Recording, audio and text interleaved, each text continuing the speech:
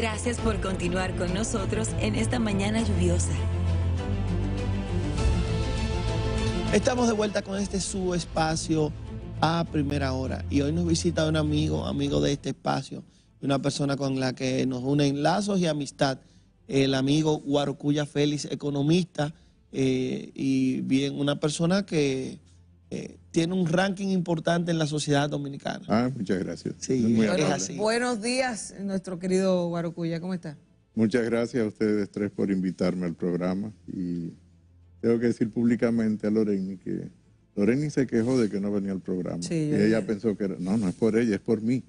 Estaba tomando tu espacio. Un poco, porque no todos los días se puede estar en los medios y uno va cuando tiene algo que decir. Entonces, habíamos hablado 2 ocasiones, ya don Guaro estaba... Sí, yo le dije, no, Cornelio, yo iré, pero es que hay que bajar un poco la... Claro. ¿Sabes que para refrescar un poquito a la gente, como ex director de impuestos internos, ex superintendente de valores, si no me equivoco, él ha sido de todo. Gerente del Bandex. Del Bandex, caramba. El subsecretario de Planificación. Exacto. Todo mucho es director de planificación. Pero la experiencia que ha acumulado, que eso es lo interesante. Ahora estamos en un tiempo de reformas. Se están hablando de muchas reformas y una de esas toca la reforma fiscal y la reforma constitucional. ¿Estamos en el momento correcto para las reformas y la opinión de Guarocuya sobre eso, sobre todo en la materia fiscal? Porque lo que nosotros, los dominicanos de a pie, entendemos cuando se habla de reforma fiscal es aumento de impuestos. A ver, las reformas están vinculadas y aunque uno la pueda segmentar como la reforma constitucional o la reforma fiscal, directa o indirectamente siempre hay vinculaciones entre todas. No solo se ha hablado de la reforma constitucional, de la reforma fiscal, está sobre la mesa la reforma del Código Laboral y otras reformas que el gobierno todavía no acaba de hacer explícito en cuál es el sentido de las mismas. De hecho, solo conocemos el contenido o por lo menos la intencionalidad que tiene el gobierno respecto a la reforma constitucional. De la reforma fiscal solo conocemos los anuncios, pero no sabemos exactamente cuál es el contenido. Parte de lo que había conversado con Cornelio y las veces que usted me había invitado, bueno, vamos a hablar de reforma fiscal, pero ¿cuál reforma? Yo solo puedo hablar de la visión que yo tengo de lo que puede ser una reforma, pero no puedo hacer ningún comentario sobre una reforma que pueda presentar el gobierno porque no la ha presentado y por lo tanto no podemos opinar con certeza sobre lo que el gobierno tiene planteado o por lo menos poner sobre la mesa en discusión. De todo lo demás, yo te puedo decir lo que yo pienso, claro, o lo que yo pienso, cuál es la visión que yo tengo, y eso tiene algún valor, pero del punto de vista de analizar una reforma o una intencionalidad del gobierno, evidentemente que no tiene el mismo peso frente a una opinión que uno pueda darle a la sociedad. Don Guarocuya, yo digo y pongo el ejemplo de la reforma, que esto es como un hijo que de repente uno le da una mesada, uno no sabe lo que hizo con la mesada y luego te dice, hay que subirme la mesada. Y lo digo porque deja mucho que desear la calidad del gasto dominicana. En 4 o 5 rubros nosotros hemos visto cerca de 200 mil millones de pesos que han subido, que han aumentado del 2020 hacia la fecha. Rubros como el tema de la nómina, rubros como el tema de publicidad, rubros como el tema de jubilaciones y pensiones. Es decir, antes de nosotros hablar de una reforma, no se debe encauzar bien y el gobierno hacer quizá un mea culpa o mira, yo voy a dirigir la calidad del gasto en este sentido. Vamos a decir que eso es una mirada de una potencial reforma. Hay múltiples miradas dependiendo quién sea el observador. El tema de la calidad del gasto no es un tema exclusivo de este gobierno. Es decir, nosotros tenemos muy baja calidad del gasto desde hace mucho tiempo, en diferentes administraciones. Por lo tanto, no solo es imputable a este gobierno. Digamos que en este gobierno se ha deteriorado todavía la composición del gasto público en ámbitos que probablemente no son los más pertinentes. El otro punto que hay que tomar en consideración no es tanto la presión fiscal, sino la composición de la presión fiscal. Por eso la clase media siente que es la que paga el grueso de los impuestos y tiene razón. Y tiene razón. ¿Por qué? Porque es lo que es más fácil para la administración tributaria poder capturar. Y además, por el hecho de que de cada 100 personas, 47 personas, 57 personas aproximadamente, varía de un año a otro, está en el mundo, digamos, que nosotros denominamos informal. Por eso cuando he hablado de reforma, he hablado de que hay por lo menos 4 reformas simultáneas que tienen que hacerse. Y aquí voy a responderte algo, Lorena, que tú preguntabas. ¿Hay un momento para la reforma? Sí, ¿Es buen momento? Es mucho mejor que la pandemia o la pospandemia, inmediatamente la pospandemia. Las reformas no necesariamente se hacen en el mejor momento posible, digamos que eso sería lo deseable. Pero por lo regular, quienes toman las decisiones políticas, las grandes decisiones políticas, y sobre todo la autoridad fiscal, que baja desde el presidente hasta los ministros del área, estoy hablando del Ministerio de Economía, fundamentalmente Ministerio de Hacienda, fundamentalmente impuestos internos o las aduanas que conforman la administración tributaria, se toman las decisiones, pero cuando ya prácticamente son inevitables y tienen una gran justificación política para hacerlo.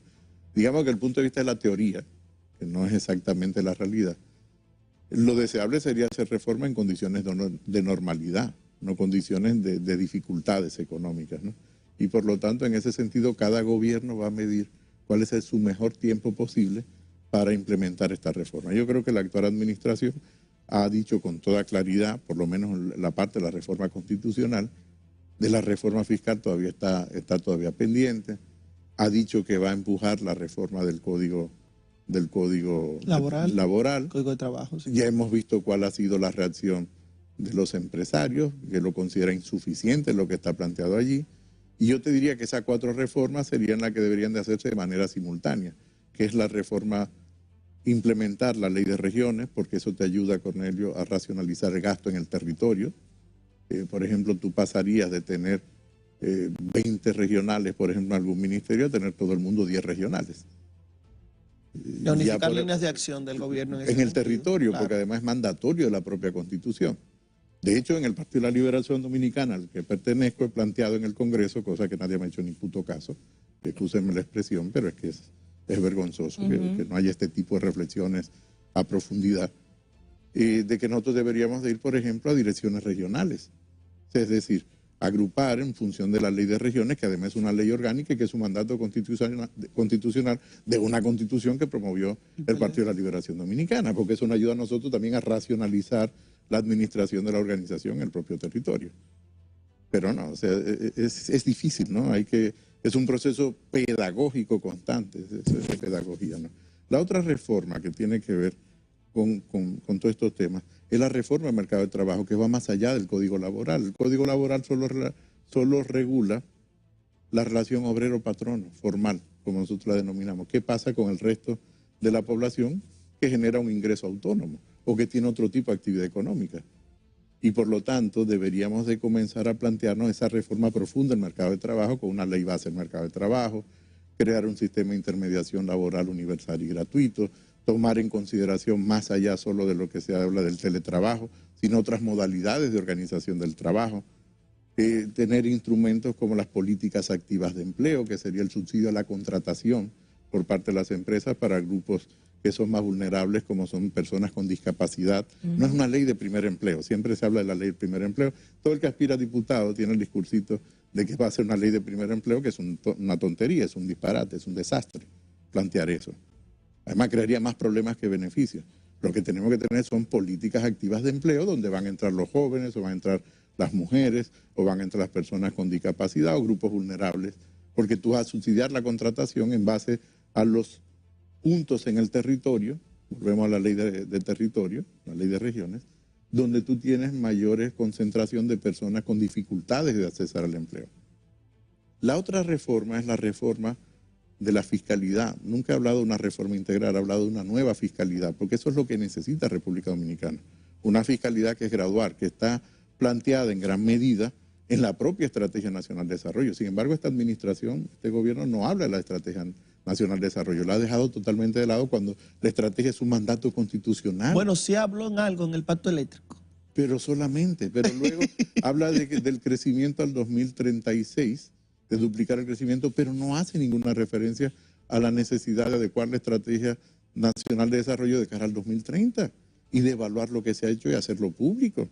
hasta ahora. Sí ha habido evaluaciones parciales de la estrategia, tampoco puedo decir lo que no es, pero ha sido insuficiente y por lo tanto hay que volver a enmarcar el discurso en el marco de un instrumento que es un mandato constitucional.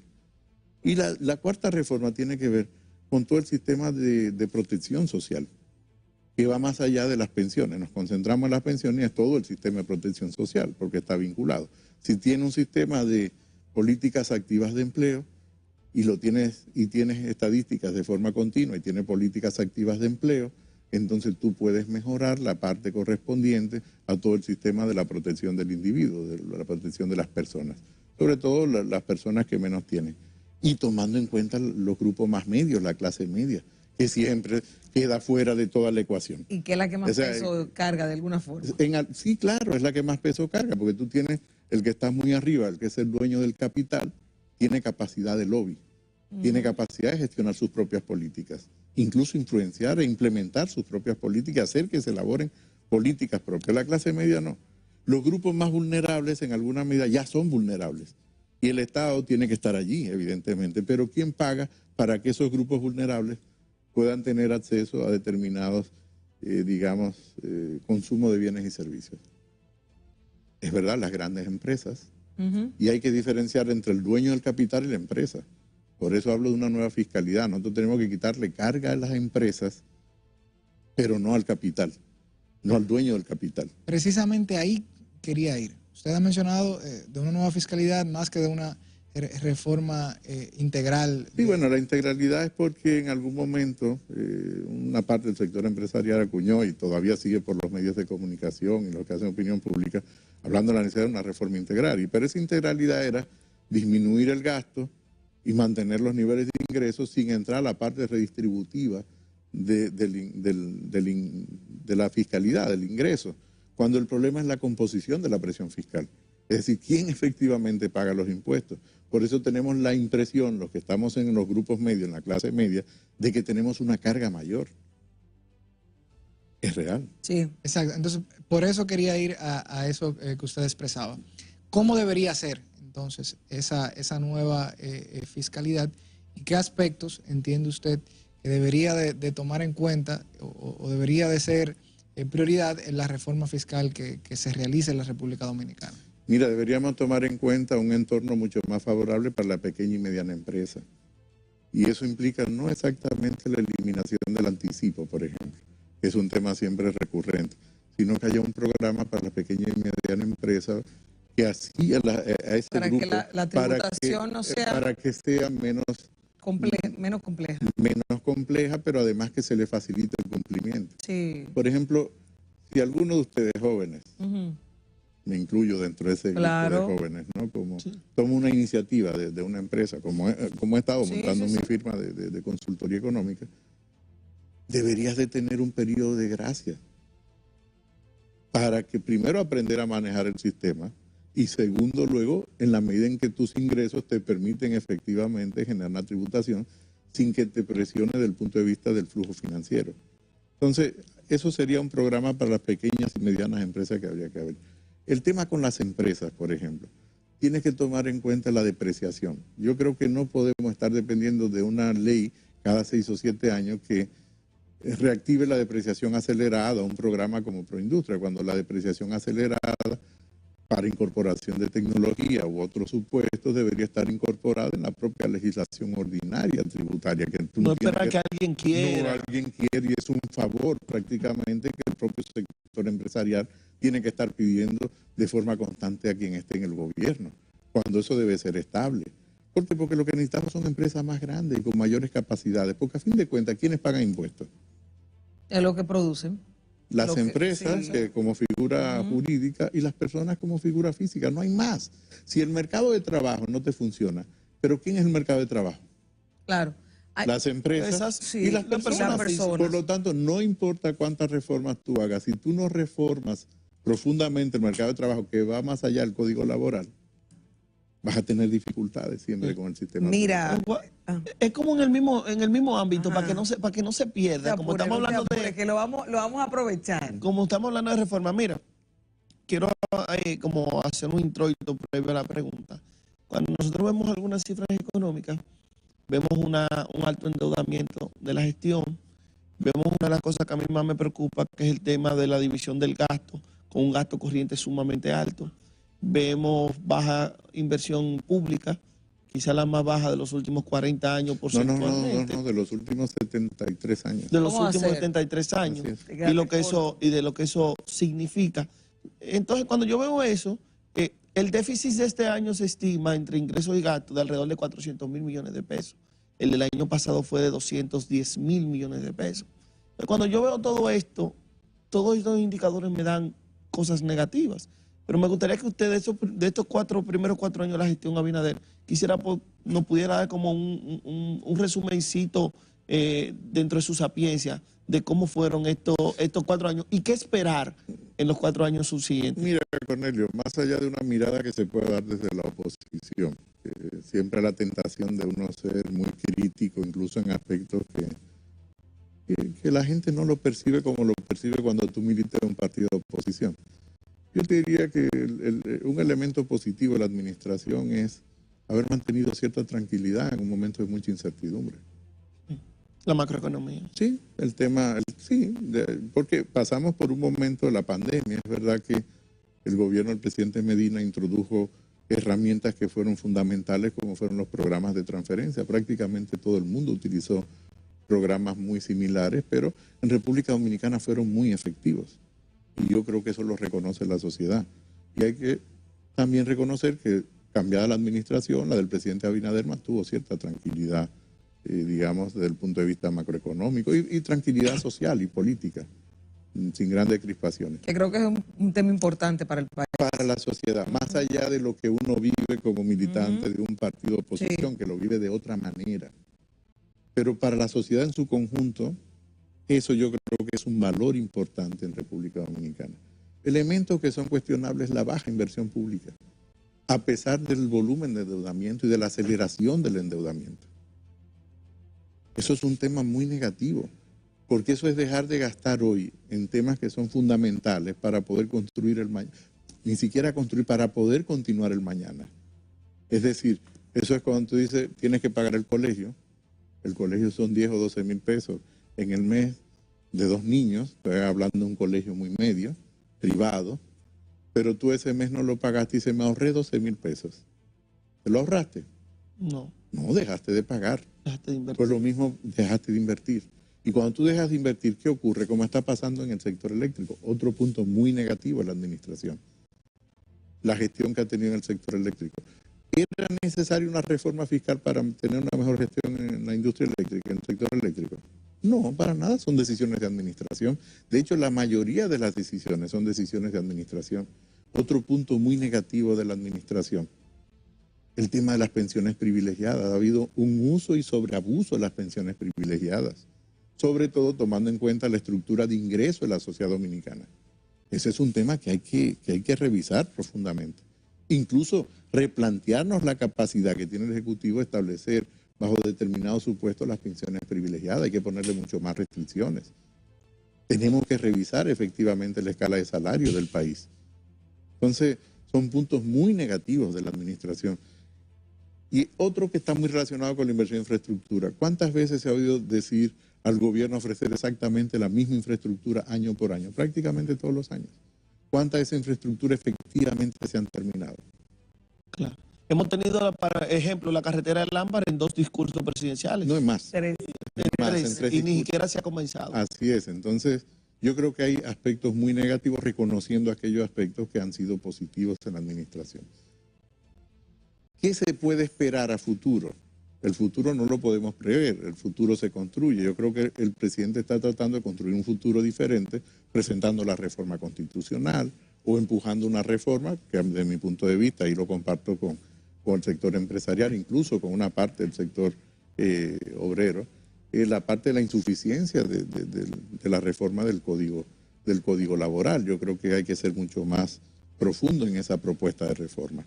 Pero bueno, ya eso le corresponde al gobierno. En mi rol de observador desde fuera, lo que estamos haciendo es lo que nos corresponde, ¿no? Hacer un cuestionamiento, razonar sobre esto frente a la opinión pública y ver qué es posible utilizar otros caminos, teniendo el mismo capital político. Claro. Y el hecho de que la oposición evidentemente tiene que jugar un rol mucho más activo en este proceso, porque cuando los partidos están en oposición también tienen una corresponsabilidad importante en democracia. Muy importante. La responsabilidad de no hacer. La oposición, la responsabilidad de hacer oposición. No, Sí, la oposición. Pero de hacer oposición, y es lo que dice de no hacerla. De no hacer la oposición, el costo de no hacerla para el país. Claro, es un costo muy alto, eso se llamaría un costo de oportunidad de no hacer oposición. Y no solo hacer una oposición destructiva, en el sentido de criticar por criticar y decir, esto no funciona a pesar de que funcione, cuando es evidente, sino decir, mira, hay otras alternativas que son mucho más eficientes para el bienestar de la sociedad o para el bienestar de determinados colectivos. Otra cosa que el gobierno no ha hecho es el compromiso que había asumido desde la oposición con las 3 causales, por ejemplo, y sin embargo se desdijo de ese propio compromiso que había hecho con la sociedad, que lo había asumido desde la Marcha Verde, y que hoy en día un colectivo importante de la sociedad con el cual yo me identifico, porque no estamos hablando, fíjate que no hablamos del aborto, sin embargo la discusión la llevamos al aborto. Las 3 causales no es un permiso para abortar. Las 3 causales es una ampliación de derechos frente a determinadas circunstancias muy específicas. Ser de los pocos países del planeta Tierra que mantiene una prohibición de este sentido y el gobierno no ha tenido la sensibilidad suficiente como para empujar una iniciativa de esa naturaleza. Yo creo que ese es un aspecto muy negativo. El presidente Medina fue capaz de vetar 2 veces la legislación referente al Código Penal, precisamente porque no contenía las 3 causales. Demostró mucho más valentía frente a la sociedad que lo que demuestra esta administración. Entonces son aspectos que desde mi punto de vista son sumamente negativos. Ahora, volviendo al tema de los impuestos, hay una Perdón, no te estamos dejando participar. Sí, Es la segunda ronda ahora. ya venimos a la segunda, Fue que yo me adelanté. Sí, Elías fue el que se mandó. Guarocuya, cuando se habla de reforma en cualquier aspecto, y sobre todo cuando hablamos de reforma fiscal, yo te decía al principio, la gente entiende que es aumentar, pero hipotéticamente sería factible que en vez de que se aumenten los impuestos, se pueda reducir teniendo en cuenta de que se tome, que todo el mundo se regularice. Por ejemplo, hay más de un 60%, más de un 65% del sector empresarial que es irregular, según lo que se estima por industria y comercio. Yo te diría que... y a eso le sumo que esa irregularidad, tú le sumas también los subsidios que emite el Estado y otras exenciones fiscales que del Estado. Si todos pudiéramos de alguna forma, salvo sectores muy necesarios, pagar un nivel de impuestos, pero más reducido, ¿no sería más correcto que pagáramos todos, aunque fuera menos, y no un grupo, pero mucho, que lo lleve a la quiebra? Yo te diría que no solo es posible, sino que es necesario. ¿Es necesario bajarlo? Es necesario rebalancear las tasas impositivas. No es bajar la tributación, puedes mejorar la capacidad recaudatoria del Estado, pero eso tú lo puedes obtener de varias maneras. De hecho, en los ejercicios que hicimos en mi etapa en impuestos internos, habíamos planteado dentro de estos ejercicios, de hecho me acompañó Pavel Isa, que es el actual ministro de Economía, como asesor en ese momento, y conoce perfectamente estos ejercicios donde habíamos hecho una recalibración de los impuestos. ¿Esto qué quiere decir? Determinados impuestos que deberían de bajar. Por ejemplo, el ITEVIS que se paga por consumo de una pizza o por consumo de ir a un restaurante. Lo tenemos en un 18, pero si somos un país que privilegia el turismo, probablemente debería estar en torno al 10%. Deberíamos de tener tres tasas efectivas del ITEVIS. Hoy en día tenemos 3 tasas efectivas desbalanceadas y muy desequilibradas. La virtud que tuvo es que se demostró que era posible tener más de una tasa efectiva del ITEVIS, pero es el momento de comenzar a replantearnos múltiples tasas. Si tú vas a un país europeo como España, tú tienes 3 tasas efectivas. En realidad son 4 tasas, porque tú tienes la tasa 0 para determinados medicamentos esenciales, por ejemplo, determinados bienes y servicios, la industria agropecuaria o determinados sectores que hay que seguir manteniendo con algún tipo de incentivo para sus operaciones porque son esenciales o porque tienen un potencial de crecimiento importante. O para nuevos sectores que tienen que crearse, que utilizan intensivamente inteligencia artificial o nuevas tecnologías que no estamos previendo en el aparato productivo que necesitan encajarse con determinados incentivos. Evidentemente que eso nos lleva a replantearnos determinadas tasas impositivas. Otro ejemplo, retención Una empresa dominicana que quiere internacionalizarse, es decir, queremos ver productos dominicanos en el exterior que digan fabricado en República Dominicana, hecho en República Dominicana. Pero si va a hacer una campaña publicitaria en Estados Unidos dentro del nicho dominicano o de otro núcleo de consumidores, tiene que pagar la retención del 27% del impuesto sobre la renta. Esto está pensado para cuando el país es cerrado, pero si queremos que el país se abra, tenemos que replantearnos tanto la depreciación acelerada, como había dicho, como el tema del 27% para el pago de publicidad o distribución. ¿Por qué? Porque entonces, ¿cómo tú das a conocer tu producto, tu bien o servicio, si no lo publicitas? Hoy en día la publicidad ocupa un renglón muy importante de la cadena de producción de una determinada empresa de bienes o servicios. El tema del impuesto sobre la renta a las personas físicas o a las empresas. Fíjate que en mi etapa, que fue la última reforma, bajamos el impuesto sobre la renta de las empresas, que era un 29, lo bajamos a un 27. El objetivo era, si íbamos al pacto fiscal, situarnos en la media de la Organización para la Cooperación y Desarrollo Económico, que es en torno al 25% para las sociedades, para las empresas. Lo mismo pasa para con las personas. Hay que replantearse de nuevo el tema del impuesto a la propiedad inmobiliaria. ¿Por qué? Porque también la administración va perdiendo base tributaria de forma constante. Ahora, es un impuesto que para que tenga efectividad hay que hacer un programa de modernización del catastro. ¿Por qué? Porque la mayoría de las personas que ocupan un espacio que es sujeto de imposición no tiene título correspondiente al espacio que ocupa. Por lo tanto, hay que modernizar el catastro para hacer mucho más efectivo. Que son muchas pequeñas reformas que terminan. Entonces, claro, pero yo te hablaba primero de la reforma de qué? Del territorio, de la ley de regiones. Eso está relacionado con ordenamiento territorial y eso te lleva al catastro. El Estado está organizado sobre un territorio. Si tú no controlas el territorio de manera efectiva, el control del territorio no solo es militar, o es policial, o es por ocupación. Claro, en la estructura organizativa, que es la que te permite que ese Estado funcione de manera efectiva. Y resaltar que no tenemos un catastro totalmente efectivo porque tenemos prácticamente el doble del territorio en títulos de lo que tenemos en realidad. Bueno, eso es parte de todo lo que habría que hacer. Hay que replantearse el tema de la jurisdicción inmobiliaria, porque la jurisdicción inmobiliaria en su momento estuvo en el ámbito de la administración, luego se pasó al Poder Judicial y judicializamos el tema de catastro, lo cual el tema de titularización lo ralentiza un poco. No, bastante. Entonces yo creo que ese es un tema que en su momento hablé con el presidente Subero, siendo director de planificación, donde tuvimos mucho apoyo desde el gobierno central a todo el programa de registro de la jurisdicción inmobiliaria, como se denomina, y sobre la pertinencia de que en algún momento esto pudiese estar en un punto mucho más medio que le diera agilidad de procesos a la titularización.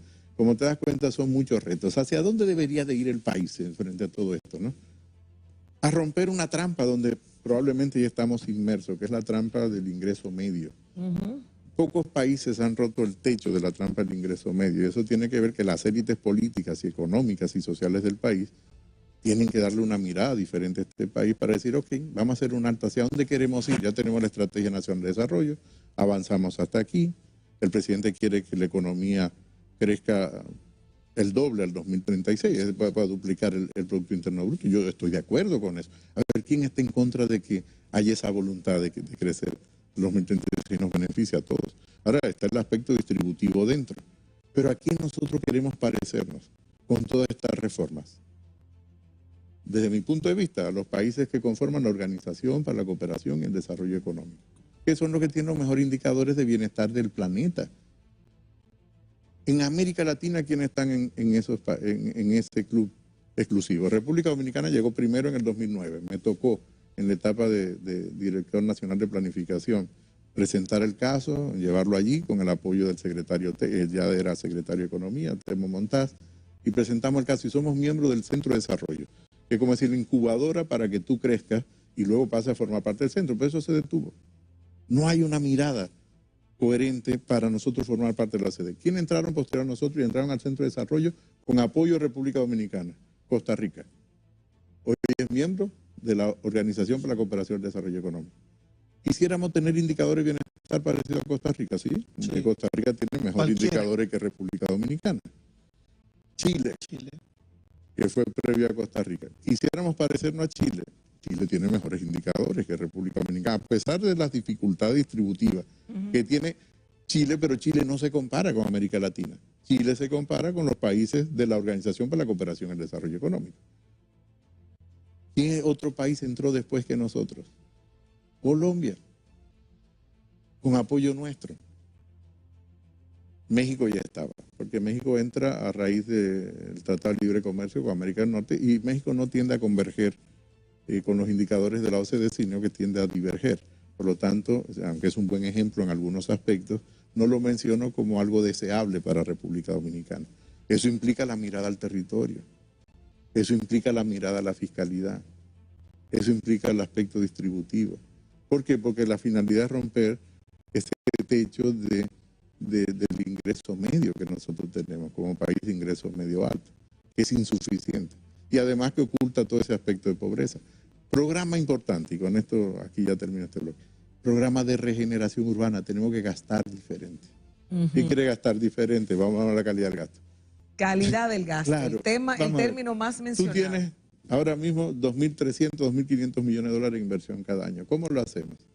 Vamos a un barrio, sobre todo los que participamos activamente en política, vemos que el barrio necesita una calle, pero no nos preguntamos cómo se constituyó ese barrio. Ese barrio está en un terreno que es privado, fue ocupado, es por ocupaciones, el dueño tiene su título, 3 generaciones probablemente con el título, y al mismo tiempo un barrio que tiene cañada, que es marginal, y entonces ¿qué le hacemos? Le llamamos calle dentro de las cañadas, le hacemos 3 puentes de cemento, hacemos 2 casitas, el piso de tierra si la hay, que ya casi no lo hay, de cemento, pero nadie se ha planteado, tenemos que regenerar el espacio urbano, es quitar ese barrio y llevarlo donde corresponde y hacer asentamientos humanos deseables. Como diría un colombiano, hacer ciudades coquetas. Las ciudades nuestras son feas, horrorosas, arrabalizadas. El accidente de Bastida en mi provincia, en Azua, el cual mando mi más sentido pesar a todos los familiares de las personas fallecidas y los que están heridos, incluyendo al señor chofer del camión y a su familia, porque la gente tiene las actividades en la carretera. Todos hablamos ahora de la carretera, pero esto ocurre cada día. ¿Por qué? Porque permitimos que la gente construya a orilla de la carretera. Pero ¿quién lo cuida? ¿Quién está pendiente de que nosotros formemos espacios urbanos bonitos, agradables? ¿Cuánta área verde tiene la ciudad de Santo Domingo, la ciudad de Santiago o la ciudad de La Vega? Pocas áreas verdes. ¿Cuántos parques hay donde la gente tiene derecho al ocio? Tú vas a un barrio que se está construido de cualquier manera y muchas veces el hedor no te permite partir, pero la gente vive allí. Y entonces hablamos de que somos un país de ingreso medio alto. Entonces hay una contradicción en lo que somos, decimos que somos y lo que queremos ser. Perdón. Don Guaracuya, usted ha mencionado varias de las reformas que usted entiende pertinentes y la ha podido desarrollar. Quisiera escuchar en la parte de la reforma del sistema de protección social, qué dimensión debe de reformarse y cuál sería la finalidad de manera particular de esa reforma. Fíjate, la reforma de la protección social tiene que ver con la modificación del propio Ministerio de Trabajo. Yo creo que la gente lo entiende más fácil si lo explico desde la reforma del ministerio que desde la introducción de nuevas políticas. Ese ministerio ahora debería ser un ministerio de empleo, seguridad y protección social. Tiene 3 dimensiones. Entonces tú tendrías 3 áreas dentro del ministerio. La que es mercado de trabajo, que es empleo, donde tú tendrías el sistema de intermediación laboral universal y gratuito. ¿Qué quiere decir esto? Que hay una plataforma de empleo que tú la llevas hasta el nivel del barrio, tú la divides en cuadrículas todo el territorio, y entonces todo el mundo tiene una obligación. Cuando saca la primera cédula, con la data que tiene la Junta, tendría que pasarla obligatoriamente y gratuito, sin cobrarla, al Ministerio de Trabajo. Y entonces tú comienzas a construir toda tu base de datos. Entonces yo voy a saber que en Capotillo, que sé que va de tal calle a tal calle, que va a la José Fabré a tal calle, que va, o el Luperón, entonces voy a decir, en Capotillo yo tengo tantos jóvenes, tantas personas, porque tú vas a hacer obligatorio la contratación a la entrada y a la salida. La mejor protección social en una sociedad es el empleo, que no es un empleo, quiere decir relación obrero-patronal, tradicional como la conocemos, que alguien sea empleable y pueda generar alguna actividad productiva. Esa es la mejor protección social. Cuando una persona genera un ingreso, que es un ingreso que le permite vivir dignamente, que es lo primero que sale de ese barrio que yo he planteado, que huele mal, que no está bien, que no queremos vivir en el barrio, pero tenemos la necesidad de vivir ahí, no tenemos. Es lo primero que uno hace, es comprar una casita en otro sitio. Es mejorar la calidad de vida. Y el que tiene una actividad productiva estable necesita menos subsidio y transferencia por parte del Estado. El objetivo no es salir en una fotografía entregando tarjetas de solidaridad o entregando tarjetas ¿cómo se llama el programa? De Supérate. El objetivo es que no haya tarjetas de Supérate, que no haya tarjetas de solidaridad en el largo plazo. El objetivo es que la gente tenga una actividad productiva. Primer elemento. El segundo elemento, si es obligatorio la entrada y la salida, incluso para la contratación del sector público, a todo el sector público, tú vas a ver al cierre del día una gran parte de cuál ha sido la evolución del mercado de trabajo. Generas estadísticas continuas. Entonces digo, mira, donde tengo núcleos de desempleados, no es en Capotillo ahora en este momento. Lo tengo en Santo Domingo Norte, en tal barrio. Y digo, muy bien, ¿cuáles son las empresas que están localizadas en esa zona? Porque el objetivo es que la gente trabaje cerca de donde vive. Porque se ahorra todo ese pasaje. Hay gente que trabaja, que vive en Los Minas, pero trabaja en pintura. El costo del transporte es muy alto. San Cristóbal, mucha gente que vive o en Baní, claro. Eso es importante. Hay gente que tiene que hacer esto. Eso implicaría que nosotros tenemos que reformar todo el sistema de transporte interno. A eso no voy a entrar en esta etapa. Tiene que ver con el bienestar social de las personas, el tema de transporte, que es un desastre en el país. Hemos permitido un deterioro que sigue a más, ¿no?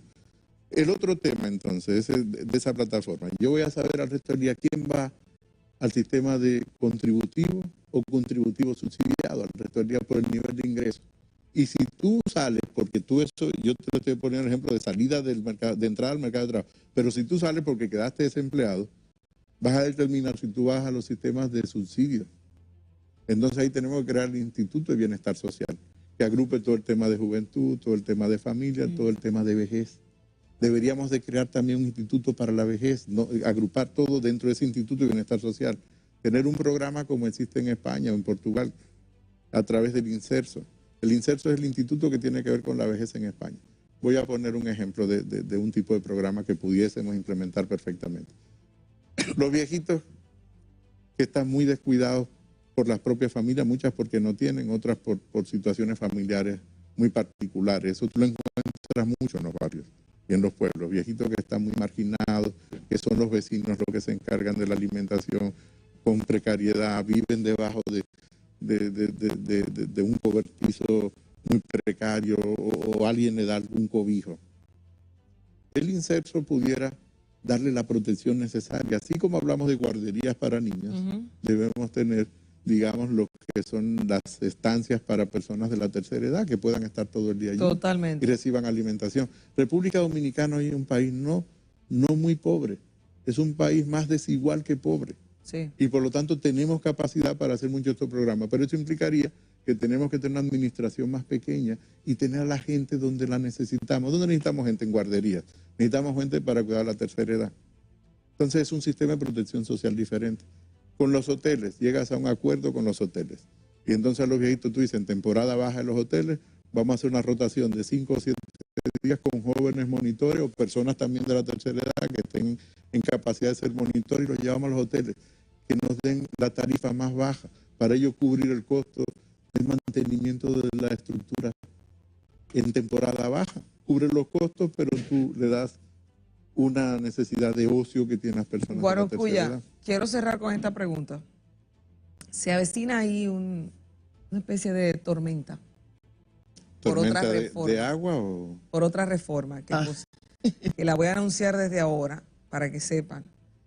Hay una conquista que se dio en el 2008, si no me equivoco, fue la ley de cine. Pero la ley de cine, tú mencionabas una palabra que es desigual, puede ser un poco desigual, porque la ley de cine incentiva a la creación de empresas de carpeta, incentiva al pago de dinero por detrás, el cashback, el famoso cashback, Y aunque es una ley de incentivo para la industria cinematográfica del país, también es una realidad que es un juego que se ha utilizado en un pequeño sector que beneficia a un grupo determinado, que para que cualquier otro entre tiene que granjearse favores y sobre todo tiene que pagar estándares muy caros, a pesar de que es una ley que recauda mucho dinero anualmente por uno de sus artículos de películas extranjeras. La parte impositiva gana cuando se hacen películas extranjeras aquí, sin embargo, no se ven en los cines, la película dominicana casi que se hace. Entonces, hay una idea o un propósito de que se modifique la ley de cine, posiblemente para eliminar casi todas o todos los beneficios que hay para este sector. ¿Qué opinión te merece? Ninguna, porque no la conozco la propuesta. O sea, volvemos de nuevo al tema de la... Pero la actual ley de cine, ¿qué te parece? De la propuesta de reforma. Yo esperaría, antes de opinar sobre un determinado sector, esperar la propuesta efectiva de reforma, porque fíjate cuál es el riesgo de opinar sobre un sector. Yo puedo decir lo que a mí me parece ese sector, pero no necesariamente se va a corresponder con el espíritu de reforma que van a presentar, porque lo mismo que ocurre en cine te puede ocurrir en turismo. Yo veo la discusión en los medios de comunicación, o te puede ocurrir con industria, con el sector industrial, cuando te estoy hablando del tema de depreciación acelerada, o el tema de la retención del 27%, o te puede ocurrir con el tema de zona franca. Es decir, que me estaría concentrando en temas que probablemente la probabilidad de yo equivocarme sea muy alta, tomando en cuenta la propuesta que pueda hacer el gobierno al respecto. Entonces yo esperaría antes de emitir una opinión respecto a cualquier sector. Así mismo es. Queremos agradecer a Guarocuya Félix, economista, por haber estado con nosotros aclarando muchas cosas y dando esa mirada tan amplia, ¿verdad?, de temas importantes para la nación, que lo que nos hace, yo lo que salgo ahora es con más dudas, a investigar más, sí, ¿verdad?, sobre todas estas cosas que nos pone Cornelio, más. Yo creo que nosotros, desde nuestra pequeña parcela, deberíamos de comenzar a promover mucha de esta visión, de esta reforma. Y eso uno comienza en la estructura organizativa. Yo creo que daríamos un paso de avance nosotros, nuestra pequeña parcela, dando esa mirada al territorio y llevando nuestra organización a esa correspondencia con el territorio, sí, no dejarla de lado.